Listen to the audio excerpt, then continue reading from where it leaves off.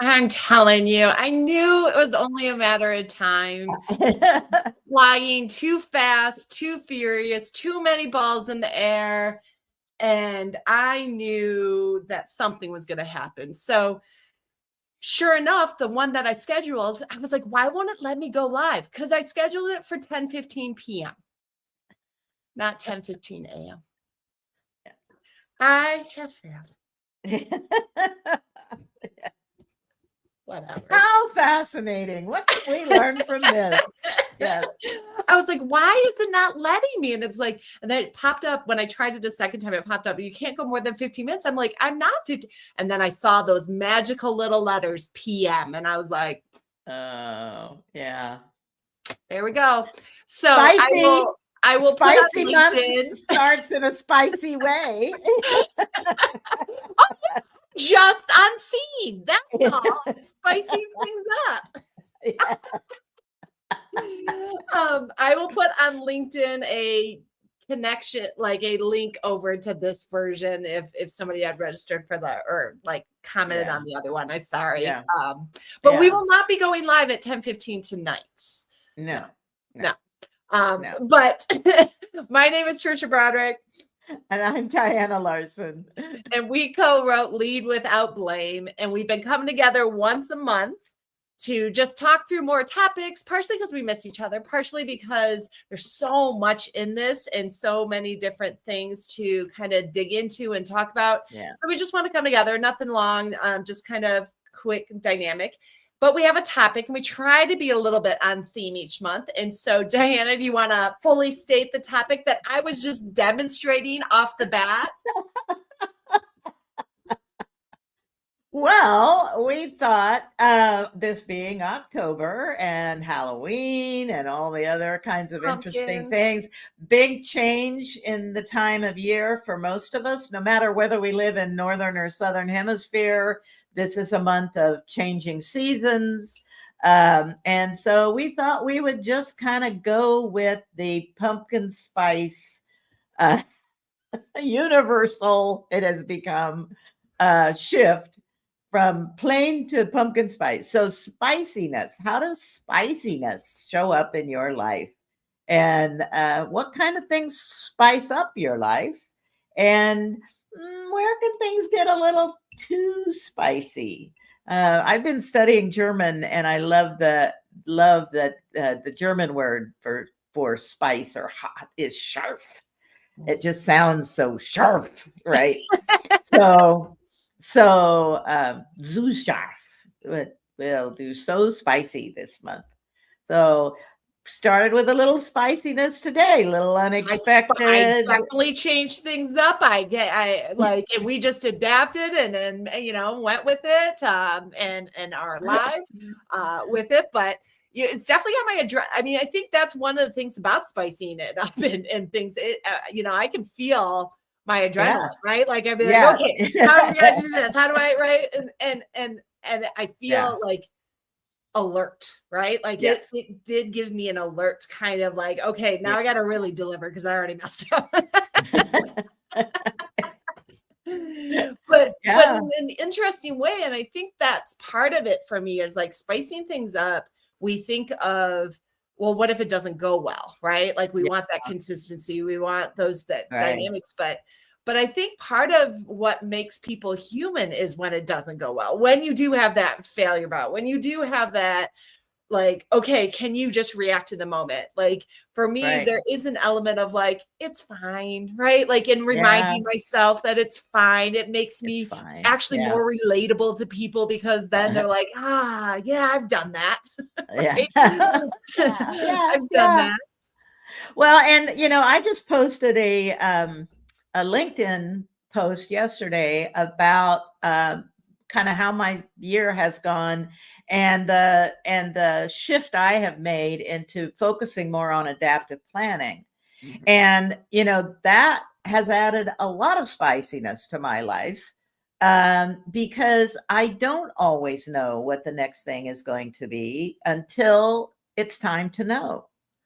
Where the part of my brain that always wants to be living out there in the future and knowing what's going to happen next and stuff is feeling a little bit of risk, a little bit of adrenaline, a little bit of alertness, meerkat, right?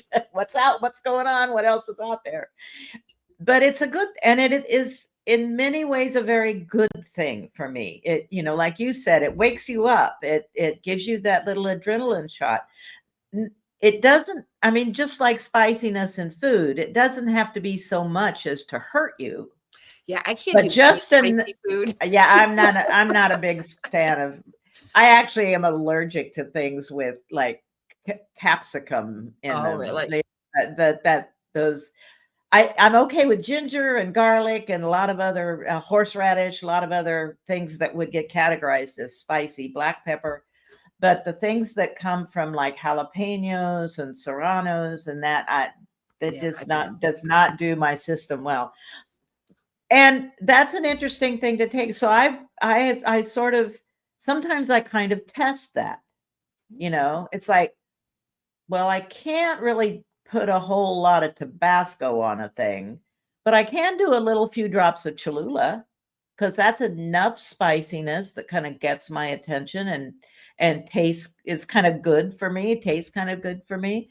And so I think the same goes on in life. It's like, how can we balance and welcome the amount of spiciness, whether it's because we made an unexpected mistake opportunity and like we created an unexpected opportunity, or whether it came on us in an unexpected way, to be able to welcome that and say, what is the opportunity in this? How does this change what I thought were my options? And that sort of thing. And that's what the adaptive planning stuff has been doing for me all summer, last year and all summer.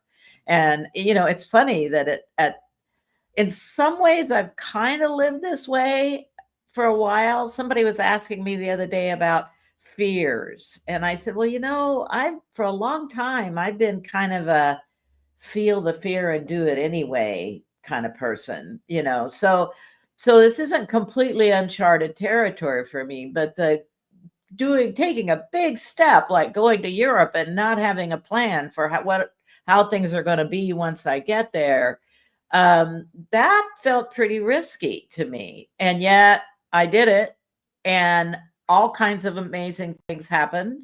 If you didn't see my post from yesterday, I'm holding a peregrine falcon on my arm, which who would have predicted that or even planned for it, right?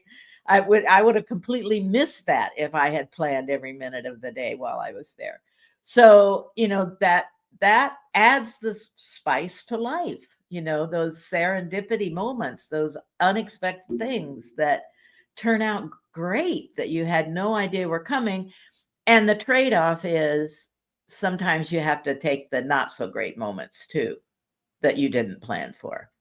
So some of the ways that I do it, like when you said just a little bit, right? Like I will try to change roles, right? Like if I'm typically this person that does this, or I'm this, like just a switch in the role, or the switch in the quote, like the 6 thinking hats, like switching up what perspective you tend to come in can have quite a difference for me of the view I'm looking at the thing, the energy that I have with it.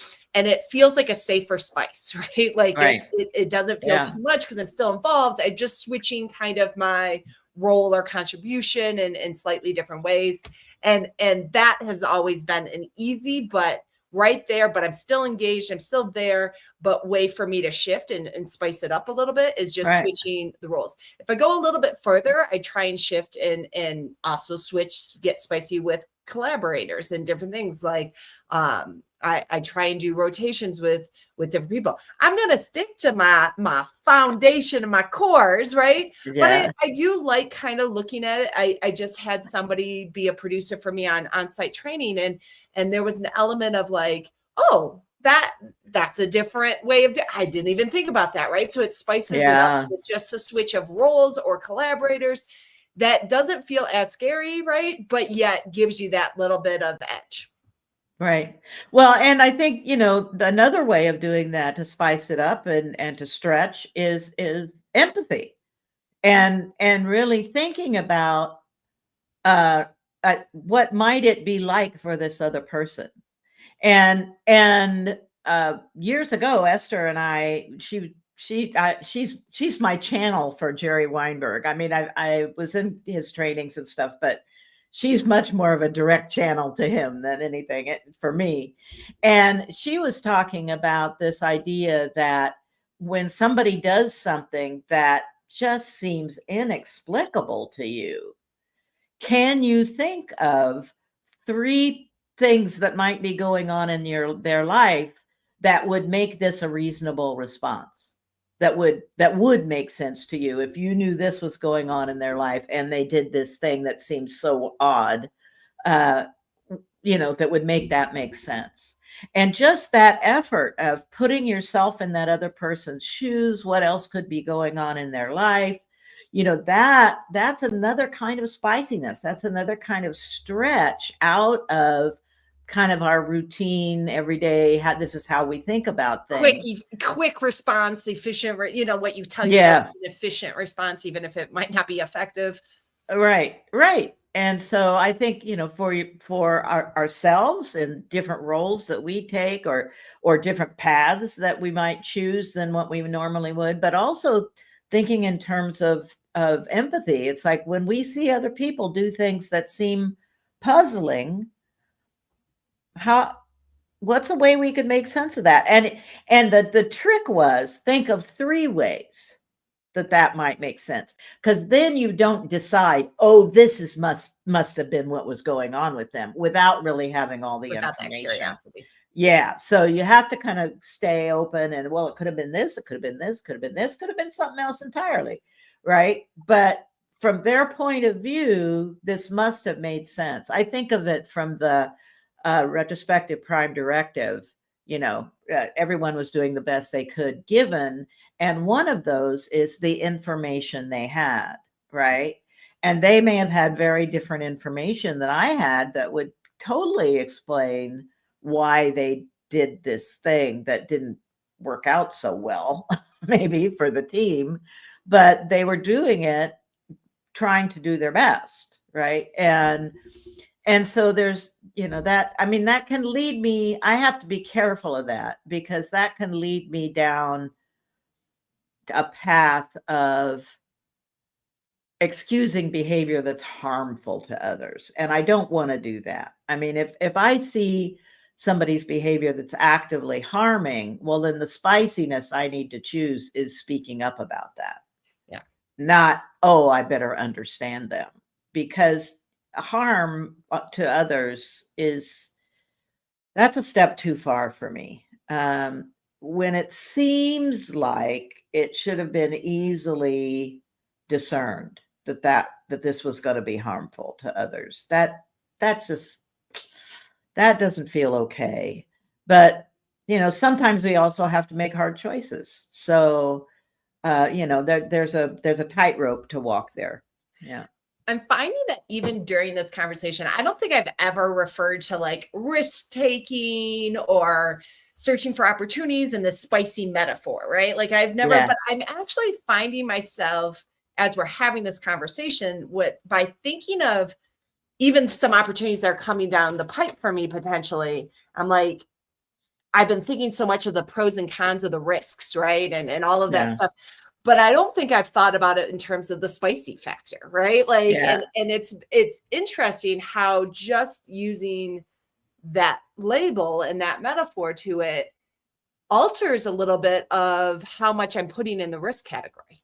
Like because I'm seeing it as like, that's not a risk. That's actually what my intent is. Right. Like, and it's, I'm literally processing this. I have an opportunity that's being presented to me right now. And I truly, actually, you were on my list of, I've got to go through my pros and cons list with and talking through, but it's fascinating because just in this conversation, I've been thinking about some of the things that I've been putting on the cons risk list may actually be spicy opportunities, like, and a dynamic that I didn't really think about. So it's fascinating for me as I'm even sitting here with this of going, hey, that feeling of like, I gotta pay attention again. Like I can't go through the motions. I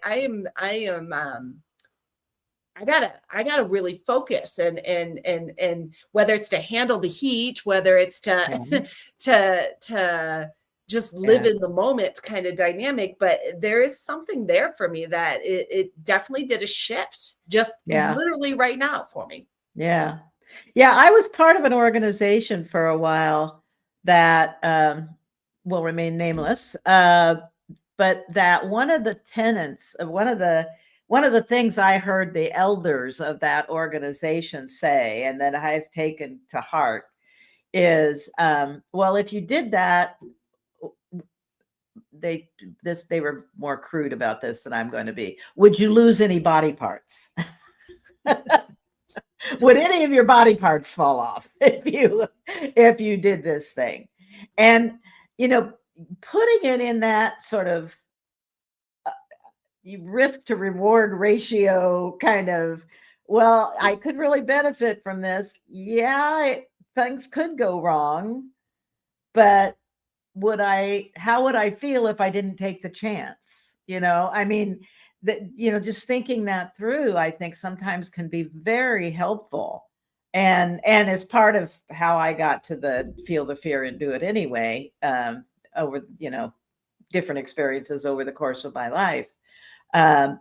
Mostly like when I'm really afraid of giving somebody feedback, I can just feel it. It's like, this is going to be unpleasant and hard, and I don't know how they're going to accept this, but I always feel better after I do it.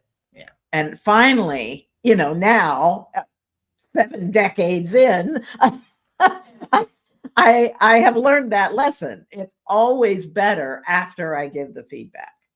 And that all of that self-talk about, oh, this is going to be hard, and oh, they might not like me after, and oh, blah, blah, blah, blah, blah. Do it and see what happens. I think there's an element of like seeing somebody being spicy and going, I want that, right? Like, there's the dynamic. Yeah. We're at time already. How is this craziness? We do have Martin joined in, and we just say hi to Martin with hi. On things. Thanks for finding the correct one and the new one. Diana, where can people find you? Well, for next week, year, I guess. Okay, next week I'm going to be at the Pacific Northwest Software Quality Conference, which I'm very excited about. It's a local conference given here in Portland every year, and has been going on for well over 40 years. I think there was a little blip during COVID time, but for the most part, every single year for 40 years. It's been a strong. Years ago, I was part of a board. It's always a great conference. So I'm really happy to be a part of it, and happy that my colleague Alan Renbo Jepsen from Denmark is going to come and be a part of that conference too. Lovely. Because we have only, occasional opportunities to hang out together. So that's great. And then in November, I will be presenting with Neil Taylor, a first in a very, very, very long time, and since rethinking a lot of the ideas and principles, a 2 half-day virtual workshop on liftoffs and team chartering. And to find all the ways to do that, you go to teamliftoffs.com, and you I just recommended that for to the my workshop client last week. Thank you. I'm really excited about it. And because it's new, and because, Neil and I have been working together for a couple of years getting it prepared, but we have not presented together before. I feel good about it, but we haven't. Spicing it up. I love it. It's spicing it up. And so we've chosen to put it at a very low introductory price. So that's happening.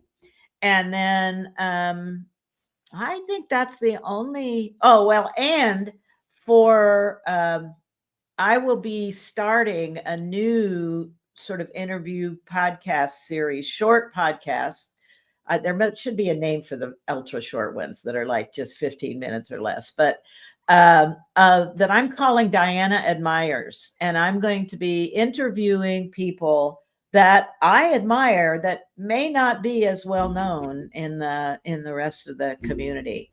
And I'm just really thrilled about it. And I've got first couple of interviews lined up. So stay tuned for that. That will be coming either the end of this year or early next year. We'll start publishing those. I love it. I love it. What do I have? I have actually one virtual class this month that still, I think, has 2 spots left in it for helping teams make collaborative decisions. So it's all about facilitation skills. So there's 2 spots left for that for this month. And then I have our final Leading Amazing Teams for leadership class virtual in December for this year. Mm-hmm. The only conference that I'm going to or should be at and stuff is Star Canada in Toronto at the end of this month. Otherwise, I've got much more private, quiet, kind of not visible stuff this at the end of this year with things. So those are things. Otherwise, if you have a topic you want us to cover, we'll be back November 7th, a Friday. It is the 7th. So we picked the same date. It's just, right. Yeah. And I will do my best to schedule it for the right time. Yay. Yay. Until next time. Thanks. Bye.